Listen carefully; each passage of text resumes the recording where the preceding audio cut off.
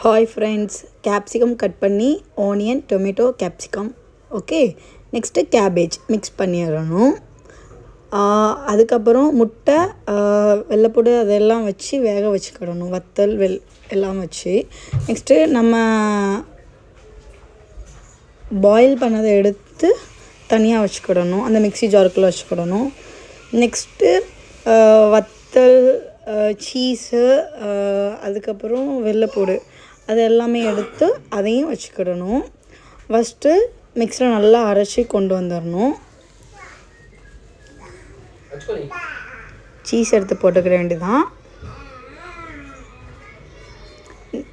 Next லைட்டாக salt, water, pepper அந்த மாதிரி ஆட் பண்ணிக்கலாம். நான் ஆட் பண்ணிக்கிட்டேன். நெக்ஸ்ட்டு சிக்கனையும் அதிலே போட்டுட்டு கொஞ்சம் அழகாக இருக்கான்னு பார்த்து எனக்கு ஆசையாக இருந்துச்சு சாப்பிட.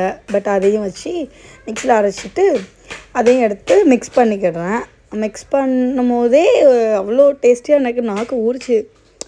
எப்பா சாப்பிட்ருவோம் அப்படின்ட்டு செம்மையாக இருக்குன்ட்டு ஒரு ஃபீல் ஆச்சு.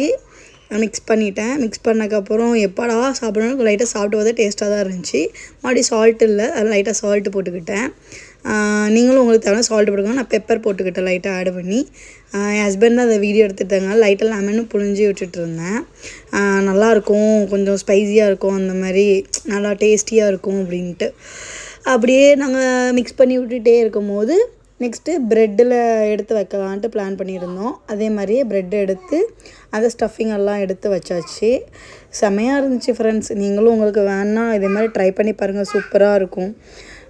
இந்த மாதிரி வச்சுட்டு எல்லாமே ரெடி பண்ணியாச்சு. எக்ஸ்ட்ராவும் ஒரு 4-5 இது வச்சு பண்ணிக்கலாம் உங்களுக்கு தேவைன்னா.